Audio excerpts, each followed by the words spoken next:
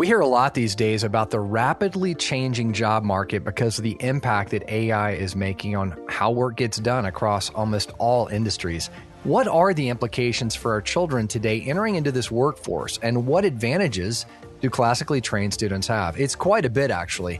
Join us as we explore both the challenges before our students and how they will be well positioned to be successful in our world of changing work environments. All this and more on this episode of BaseCamp Live. Mountains. We all face them as we seek to influence the next generation. Get equipped to conquer the challenges, summit the peak, and shape exceptionally thoughtful, compassionate, and flourishing human beings. We call it Ancient Future Education for raising the next generation. Welcome to BaseCamp Live. Now your host, Davies Owens. Welcome to another episode of BaseCamp Live. Davies Owens here with you, your host on the journey, raising the next generation. Hope everyone is doing well here at the end of the year.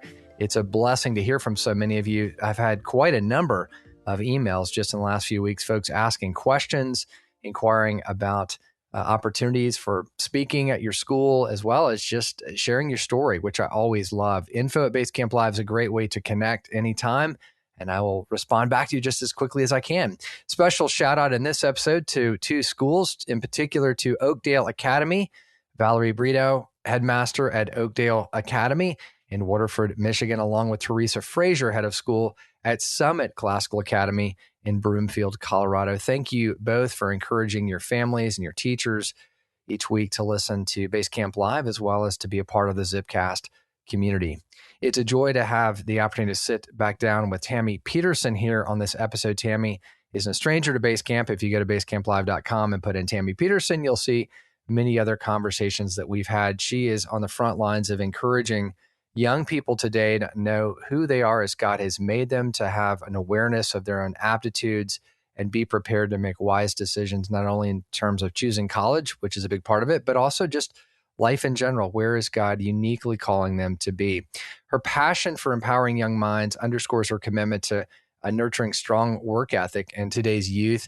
She helps as well Christian educators walk alongside the next generation. She's the founder and CEO of Life Architects Coaching, and she has an undergraduate degree in Christian education from Ozarks Christian College, an MA in leadership and theology and society from Regents College, and she brings a wealth of experience from her own experience in classical Christian education. Before we jump into the interview, as always, a special thank you to our sponsors for this particular episode, the Champion Group, Wilson Hill Academy, Life Architects Coaching, our friends at the Herzog Foundation, and the Wise Phone. All of these great organizations, you can find out more about them on our sponsor page. I also want to quickly mention that Zipcast is still offering a few limited spots for schools to jump on board in early 2026. It's not too late. It's a great way to have Zipcast be a part of your community through the remainder of the school year. Check all of those details out at zipcast.media. Without further ado, here's my conversation with Tami Peterson. Tami, welcome back to BaseCamp Live. Thanks, Davies. I'm so happy to be here. Well, it's good to check in with you occasionally. You have, like many of the guests that are out there, you kind of have you're in a different watchtower from other people. In your watchtowers, you're watching all of these students come through this K-12 process and begin to make big decisions about life and college and who are they. And I'm such a champion for what you do, because so many young people graduate and go to college because their friends go there. They're like the football team, and they don't even really know who they are. And you're solving so much. So for folks that haven't heard your story, we got a lot of podcasts we've done together, but just kind of frame up a bit of the work you do. We really work with students, actually from middle school through high school, just talking about who they are, how God has created them to reflect his image out into the world, and then get them to a few pathways that they can take action on for their post-high school choices. So they can think about it. We use lots of tools with them, a few assessments, but it is one-on-one coaching. So no AI in our work at all. We do everything, by humans and with humans, and that's wonderful. And I know that is something that parents are asking more and more about. In fact, to our topic today, I had my first parent early in this past year ask me, how is AI shaping careers and college majors? And of course, I've been reading about AI, and I'm a huge science fiction fan, so I've been thinking about AI. I think I had some computer stuff in my master's degree capstone that I wrote just about, like, there's a coming wave of things. My dad was a Silicon Valley inventor and founder before it was cool. So I've been in this train for a while, and I've known that education is going to be greatly impacted by it, and the lives of the next generation are going to be impacted by it, as we've seen with all technology. And it's absolutely happening very, very quickly. And we'll talk a bit about that. And I think the angle that you have that's so unique is really what's happening, really starting with sort of the college decision, because that is not what it once was in terms of the way that you apply. And I mean, a lot of it is both from, the impact of AI from the applicant standpoint, and even from the colleges who are obviously getting weary of just lots of fancy essays turned in that AIs have written. So I'd love to hear your thoughts first on college, and then we can kind of shift to career and job market and what's changing there. So in the college world, what is changing that you're observing, and how are you guiding people to think differently? Well, it used to be, and you could talk to any counselor that's been around a while, and they will say, oh, it was all about fit for a long time. You need to find the college where you fit socially, educationally. And so we had a lot of ways to figure out what fit meant. And of course, for Christian and classical schools, we're looking for a fit with the community that you are becoming a part of. And that has been our focus for a long time at Life Architects. We've been really looking at the community aspect of that. Who are the adults you're going to be around? What type of students are going to be there? Mainly just, are you going to have a good educational experience? Because so much of the college process is about who's winning in sports and, our favorite team, our family, educational history. And I just keep recommending to parents and to students that they really get serious about not just what happens on Saturdays on the football team, but also what's happening in the classroom. And so we're seeing quite a bit in the classroom that is shifting. We're seeing quite a bit of work being done that is retooling what the college experience is going to be for students, meaning that there'll be more interaction, talking to our professors in the best places, and less interaction and talking to our professors in places where it's more transactional. And so that would be kind of the first thing is we're getting some schools kind of doubling down on the professor is an important part of the learning process, and they are potential mentors. Is that coming about in part because, as we see in K-12 too, just this challenge with the pervasive presence of AI, like in writing, it's very difficult for this cat and mouse game of teachers to try to figure out, did you use AI? And so part of it is like, well, enough's enough. We're just going to go back to, here's the prompt on the board. Here's the blue book. Right. You're by yourself with your pencil. Let's see what you're made of. Yeah, I mean, exactly. and oral testing. So are you saying that's kind of, is that why that shift's happening in colleges? Kind of similarly, like, let's actually rehumanize education in light of the cat and mouse problem? I would love to say that's the primary reason that we're thinking humanly about this. But I actually think the schools that are transactional in nature, meaning you come to our school to get information and knowledge that prepares you for the workforce, are going more technological, and AI isn't a problem because you're going to be using it in the workforce. And so we see a shift in some of those universities that are doing, really, we're just kind of moving into the future, and that's our next evolution. I think we're seeing the shift toward human-centered technology and human-centered teaching at places where they really believe humans are necessary in the world. So we're really seeing that worldview shift in education, where we're trying to decide, well, what is education for? The age-old question: why do we educate students? And I think for many years we've asked the question, what is the good life to your family? Right. Can you describe it? What does it mean for your child who is now in high school to move into a future where they can have a life that is thriving, flourishing, is doing the things. We talk about it in the way Psalm 1 talks about it, which is he producing fruit in all of the seasons of life? And so education should make us capable of producing fruit in every season of our life. And that's why we talk about Psalm 1 so much, because we really do believe that is the outcome of an education to the glory of God. And you would make the case, as we're talking about it, the constantly changing landscape of AI, that having that Psalm 1 grounded, you know who you are, you know how God's made you, you know what your gifts are, you're a far better candidate to work in an AI company. And it seems like AI companies are quickly realizing more than ever, like, I really don't care that you did the STEM program. I really don't care, because whatever you did 3 months ago is now changed, and we're on to the next thing. That's right. Could you have good work ethic? Could you have good character? I mean, is that kind of what you're getting at? Like, that's what really matters more than ever. Yeah, absolutely. On both sides. On the employer side, where they're looking for people who are going to show up for work and be ready to do the work, willing to do the work. I mean, I work with some of my clients who come in and go, I just don't want to work very much. And they're young people. And so the idea of, what is the good life? Does your theology of work matter in that? Mm-hmm. Do we have, do humans working, is that part of God's plan? And so part of the sales job of AI is that we will work less. Now, we've heard this before, because, all of our technology is to make us work less. I don't know. Are you working less? They said that about the dishwasher when it came out, like in the 20s, I think, or, it's always going to be making your life. And then we just fill it with more stuff. That's right. That's exactly right. And so, so we're in a consumerist mentality, like our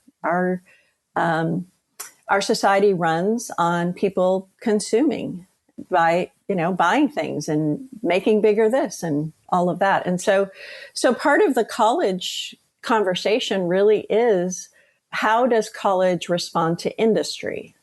Because colleges are preparing adults to move into the workforce.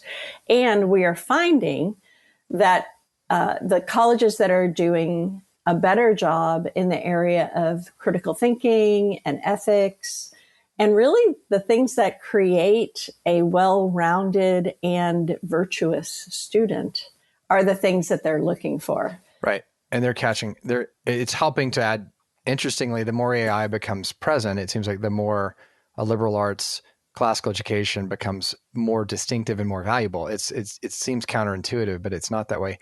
Right. But I want to go back to we were starting to talk about the change and the way that colleges, we're going to talk a lot about the back end, leaving college to go to the workforce, mm-hmm.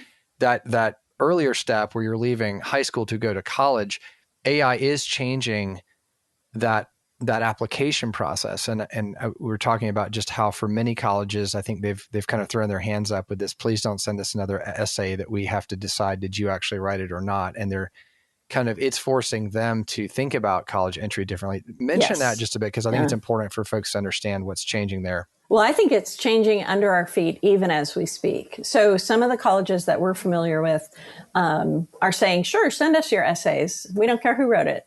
They're just saying, great.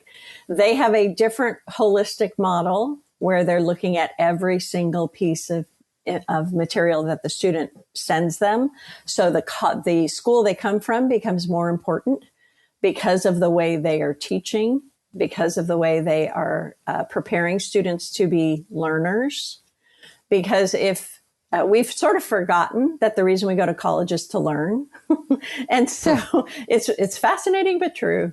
And I do think this generation, particularly the ones that in high school and middle school right now, they're beginning to understand that they don't really know how to think unless they pay attention to it. And their attention is what everybody wants. Mm-hmm. And this is mainly being communicated to them by their parents, because I think when we started really thinking about the smartphone, which I'm sure your listeners are all thinking about this, we began thinking about children's attention. And if the students are in a school where attention is a commodity, just like everywhere else in the world, then what they pay attention to in school must be something that prepares them for the next step.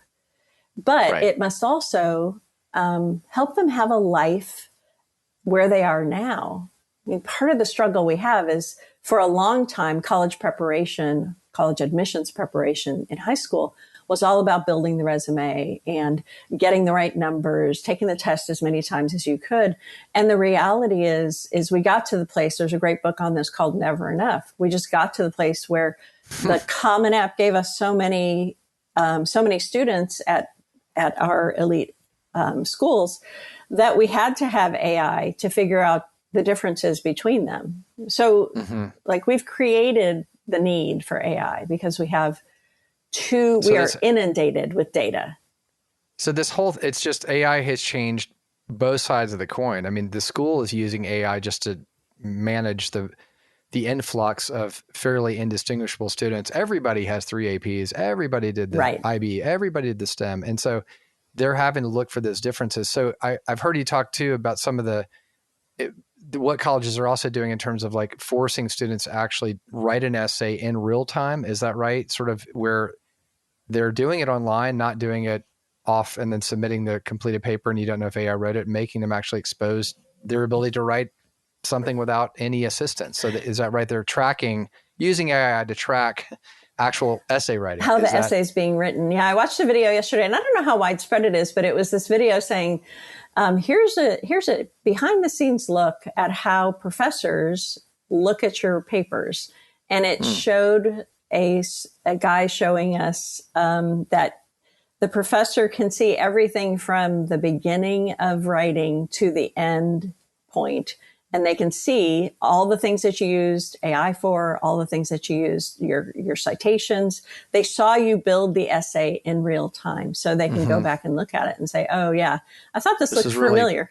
This is really written by them. This is the real. So, which makes perfect sense. And again, that's why we always say, the cat and mouse game of like, oh, let's add the filter. Oh, let's add the smarter AI. That's not even we're after character anyhow. We're after hard work. Correct. And so our students should be able to write on a blue book or write on a AI monitored system. But the point is that it's changing, and the things that are most valuable that we care about are the things that colleges seemingly are starting to pay more attention to, which is actually pretty encouraging. Yes. Well, and the other thing that is a part, I know I've heard lots of neuroscientists talk about this, but one of the things that I think is neglected in the whole AI conversation is that when you write a paper, your brain actually grows. And so from a neuroscience point of view, which I am not, full disclosure, not a neuroscience scientist, I do have some advanced degrees, but none in neuroscience.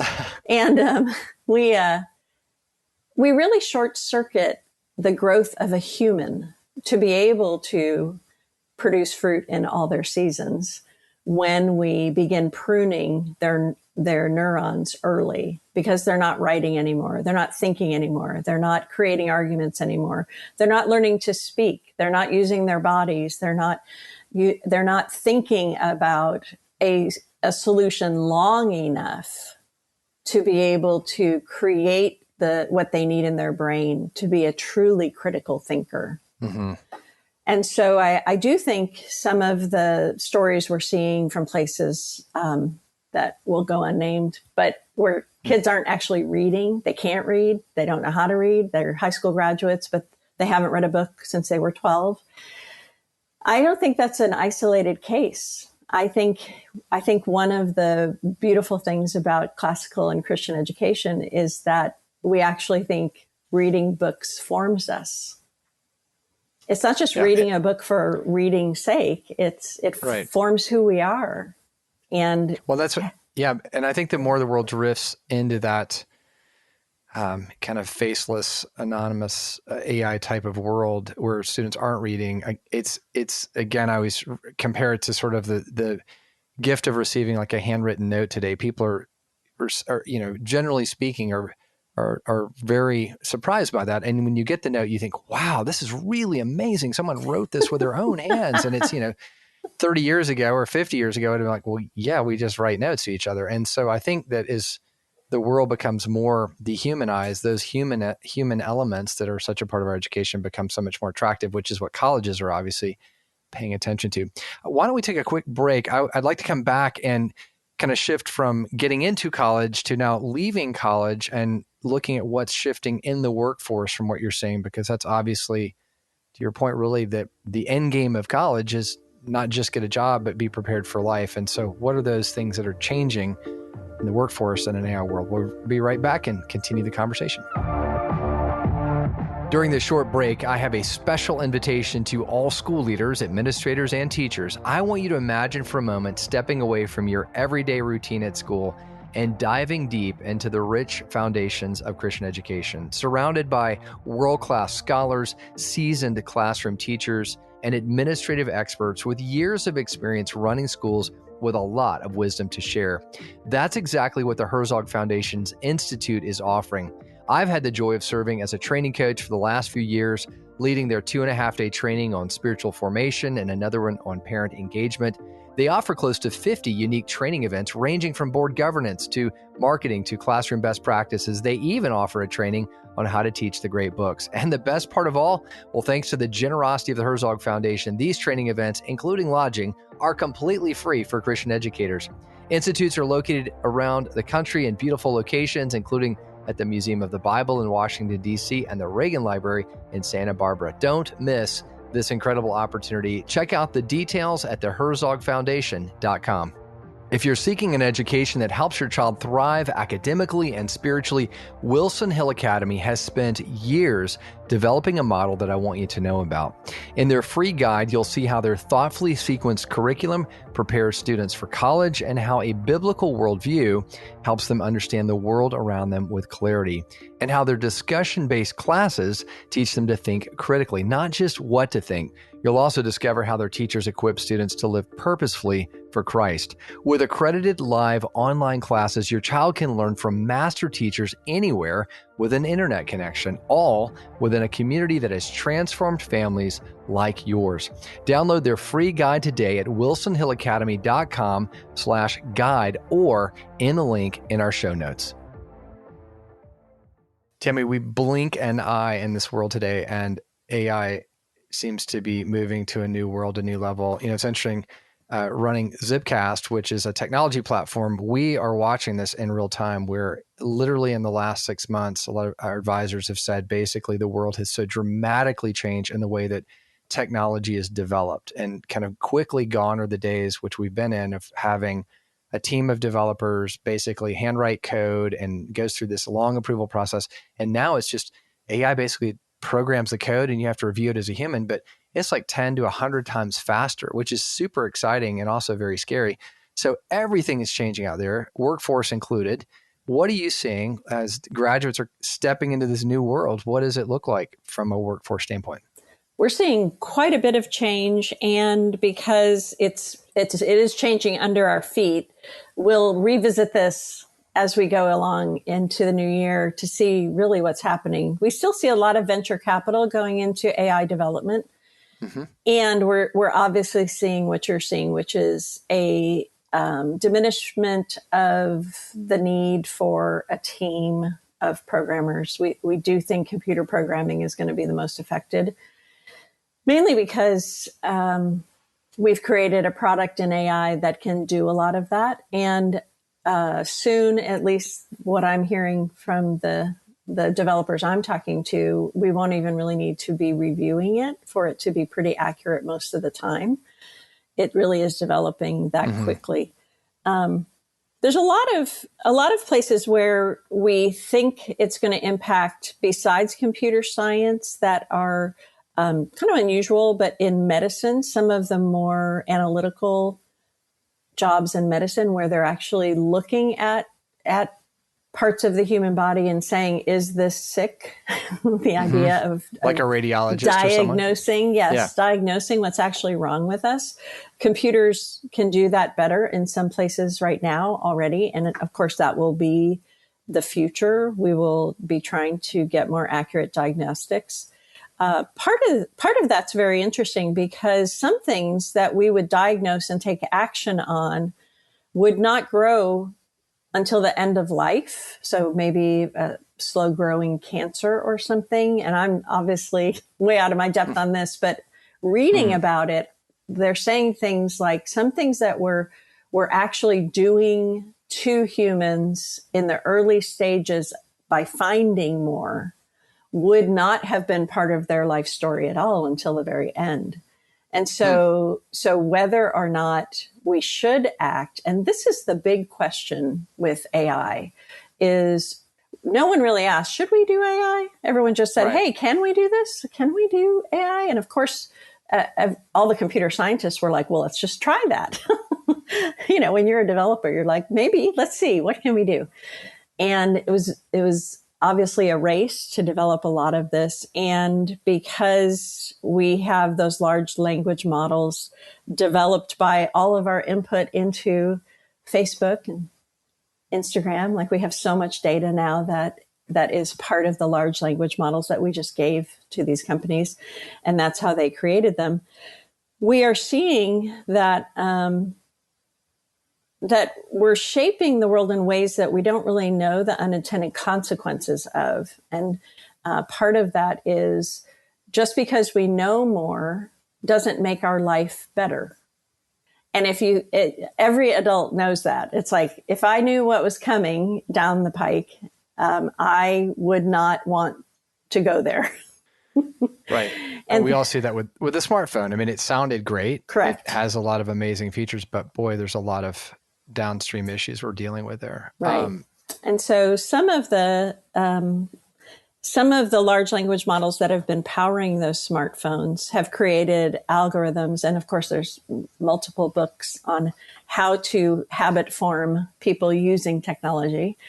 And so the people who created these things, not always nefariously, just saying, hey, we'd love more users for the different platforms that we're creating. How can we do that?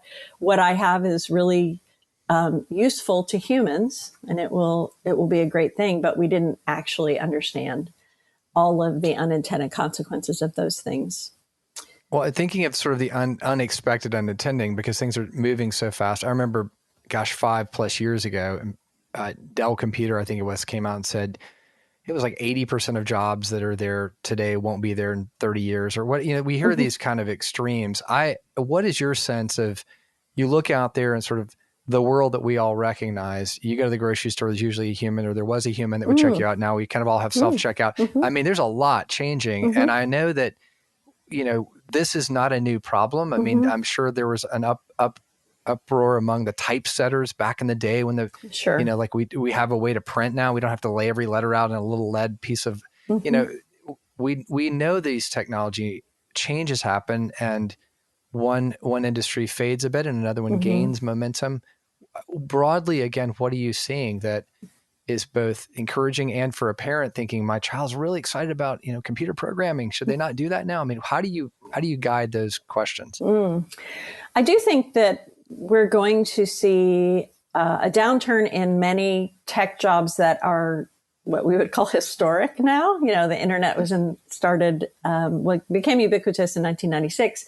So since then, we've been using computer programmers and all sorts of analysts and data analysts that required a lot of education and a certain kind of mind. And so the people that did those jobs really enjoyed doing them. I don't think we're going to not have jobs for the people who would have been computer programmers. I think we're going to see the shift in data security, ethics. We're going to need data interpreters. So people who were doing this and training computers to do some of this work will be continuing to do some of the work that is there, particularly on the output side and the application side. So AI, one of the things we did, I actually spent some time with the AI lab at Biola University, which was kind of fun. Talked to a wonderful staff member there named Stefan. And he actually ran a few agents through one of my queries, which was, what does AI think the future of careers is in the age of AI. So we kind of gave it a good prompt to tell us what they think is, what this AI, the large language model that they use. And that does matter, as we all know, what has this been trained on. But the AI model that they were using basically came back to say that we actually think human-centric skills are going to be very important. And and I'm reading this in everything I'm reading now: emotional intelligence, empathy, creative problem solving, critical thinking, leadership, and collaboration. We think those human-centric skills are going to be very important. But the tech-adjacent skills, which is what we're talking about, AI literacy, the idea that, how does this actually work? How does AI work? And what is it continuing to evolve into? And how do humans use it? Data interpretation, digital collaboration. So some areas where we're looking at the output of AI and saying this isn't quite right. And I think we're going to see less emphasis on prompt generation, because AI is going to be able to give itself prompts, which is fascinating and true. But we still have some of that right now. So students that are interested in tech, I actually think the idea of managing how humans use tech is going to be one of the areas that there's going to be a lot of that makes a lot of sense. Yeah. And how they interact. What are you seeing? I hear a lot of the both need and encouragement for moving into the trades, because this is the big discovery is like, wow, all of this tech takes a lot of electricity. Oh, wait, no one knows how to wire these things together. So what is your thought on moving students more towards the trades, maybe dignifying it? I've often said a lot of the schools I've been a part of, it's that typical graduation, and here comes Susie, and Susie's going to the University of so-and-so to study such and such. And it's like, and here's Billy, he's going to be a welder. But guess what? Billy is going to make $200,000 a year and won't have debt like Susie. I mean, nobody wants to say that, but am I right? Are we seeing some shift towards redignifying the trades? Well, there's so much going on there. And of course, it really touches on some of the research we're thinking about with young men in particular. Yeah. I do think there was a time, and in your lifetime, in our lifetime probably, where men knew how to do stuff no matter what their job was. Right. So they had something go wrong with their house, they pretty much knew how to fix it. That's why I love shop class and wish we bring it back. But yes, you're correct. Right. Yeah. We can quote, I always say we can quote Pliny the Elder, but we can't change our tire. Maybe we ought to be a little more earthly good. Yes. and the truth is that we need both. Yep. We need absolutely do. A wonderfully trained mind and a trained sense of the world around us. And stewardship, that's about stewardship. So if you talk to me very long, you'll know it'll all go back to theology at some point where I'm like, no, this is about stewardship. And so when we talk about our students and we say, how do they reflect the image of God out into the world? And we do our assessments and things, some of them, and actually quite a few of them actually, come back with trades on their list. They come back with, you should do something in the real world with concrete stuff. And when we talk to them about that, they either like it or they don't like it. And it depends on kind of their lifestyle and what they've been used to. And I think many of the older students that I work with that have graduated college and are in the workforce and are really struggling to find their footing in who they are just as a human and create a life. Many of them are wrestling with the abstract nature of the work they're doing, and they would rather live in the real world. They don't want to sit. This happens all the time, probably 5 times a week with students. A young man in particular will say, I don't want to sit in front of a computer the rest of my life. And yet we have a bias against doing things that are not with computers, because that's kind of the world we grew up in. And so I think we have plenty of evidence that the world still needs builders, still needs people who are craftsmen, still needs people who are creating beautiful things that a computer didn't make. We'll all get tired of furniture from IKEA soon. It's a great mid-century modern look, but so it breaks 2 years later. Yes. And part of it is, I don't want to. I don't want to speak bad of IKEA, because there are things that are good about it. But I do think we just like fast fashion, we've all sort of bought into the fact that if we don't have to make it, it's better. Mm-hmm. Like restaurants and there, I think there is a movement away from that. I think we are actually seeing families and young people, especially young married couples, who are feeling this angst for there isn't the life I thought there would be. When I got married, we'd have a home and we'd have, jobs that were interesting and we could talk about them. And the reality is there's not much to talk about with many jobs. It's just like, yep, I did the thing today. And there's not much to share, and there's not much time to do other things. Yeah. Yeah. And so I actually think we're moving back to how can I create home cooked meals? How can I have a garden? How can I see that so much with those who are listening, or millennial Gen Z in particular. I think it's a wonderful kind of a rebound. Mm-hmm. And it's,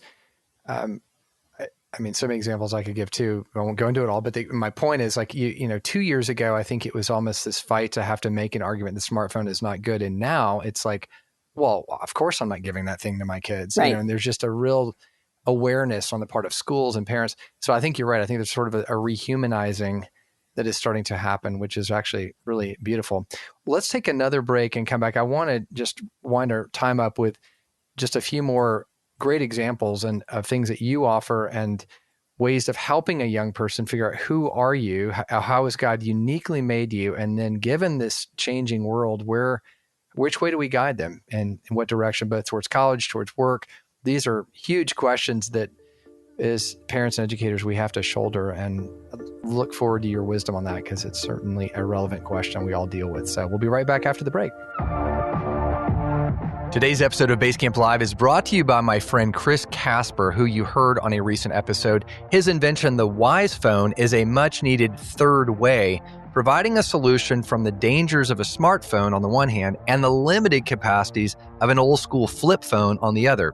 His simple, distraction-free phone design for families who want technology to serve their real lives and give us and our older children a way to do basic essentials like calling or texting or maps without the web browser and the social media and the endless apps that can pull them and us into the addictive, time-wasting aspects of a smartphone.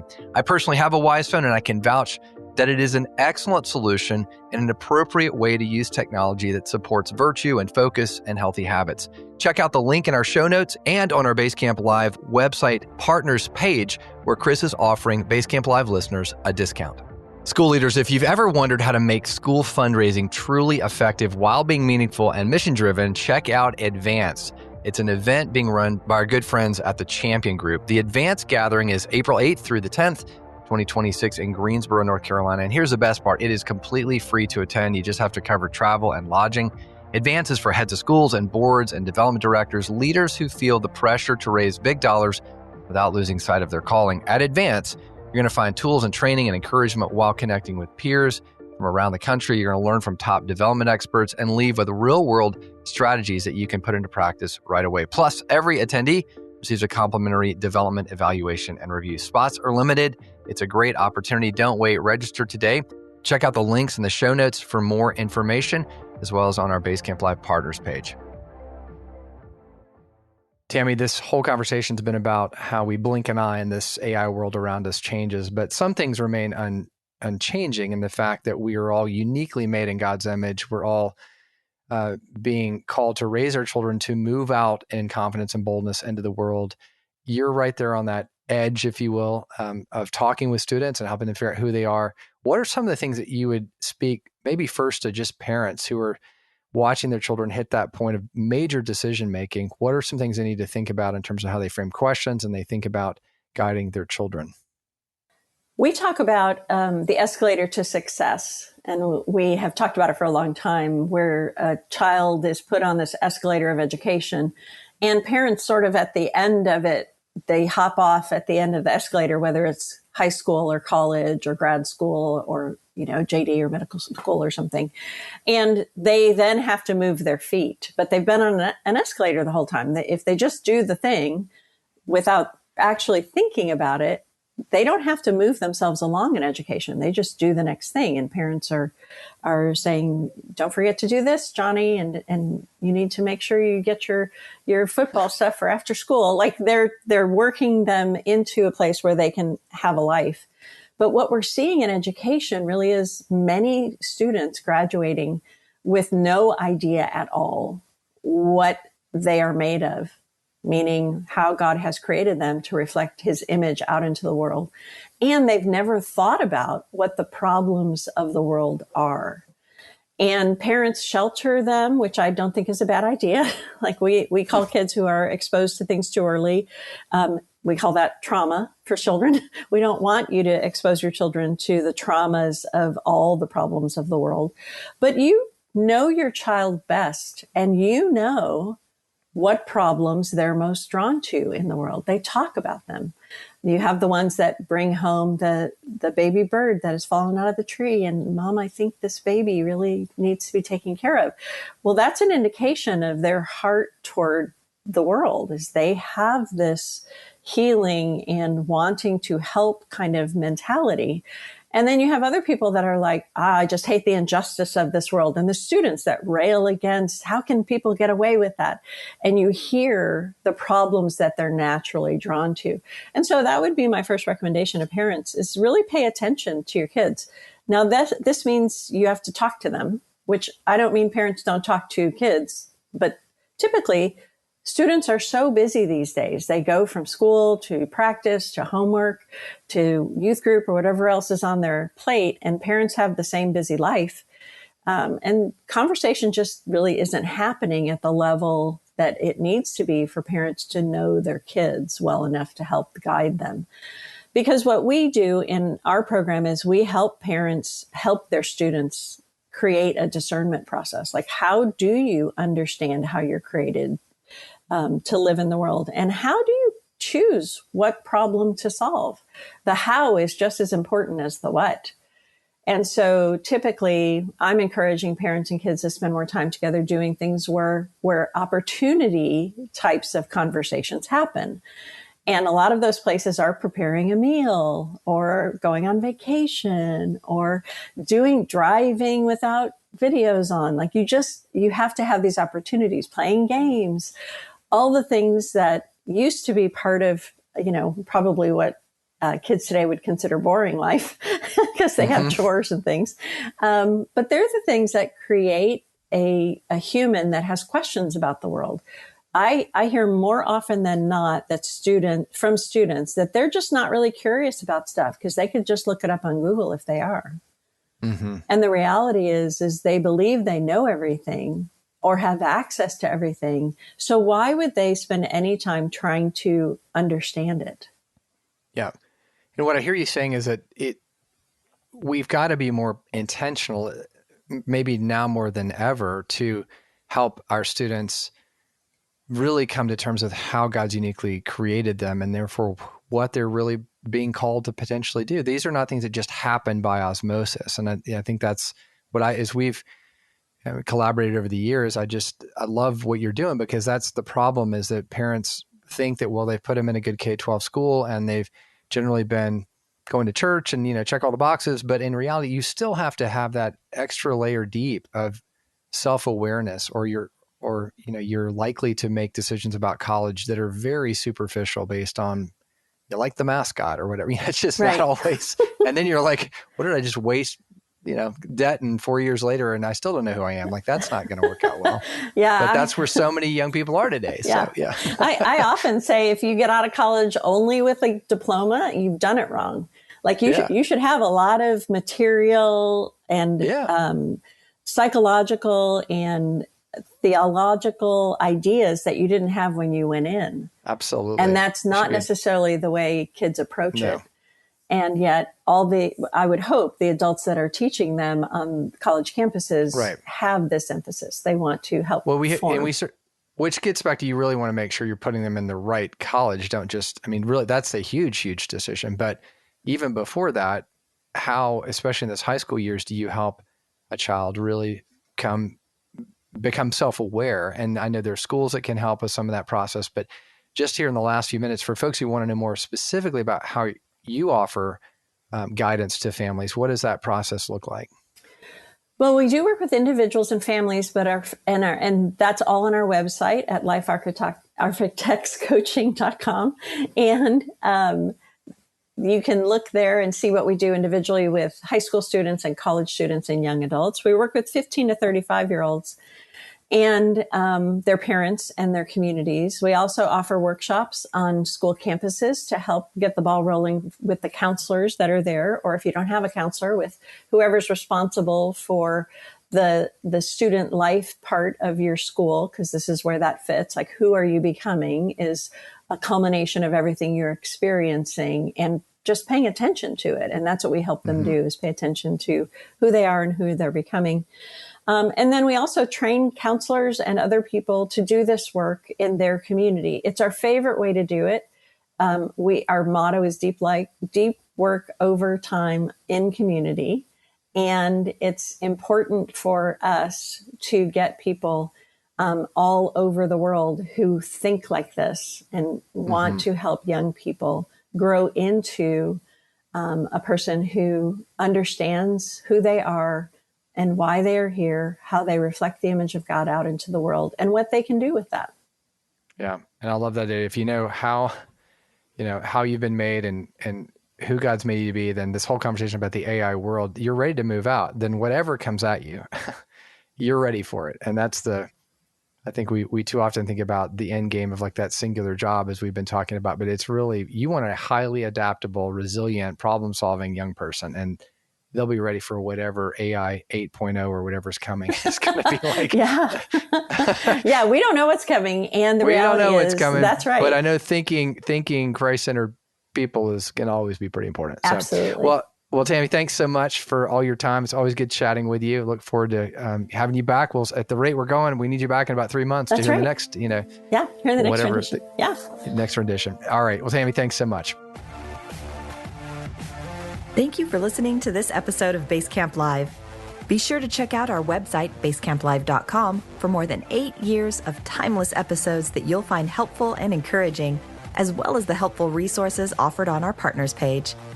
The views and opinions expressed in this program are those of the speakers and do not necessarily reflect the views or positions of our partners like the Herzog Foundation. See you back next week.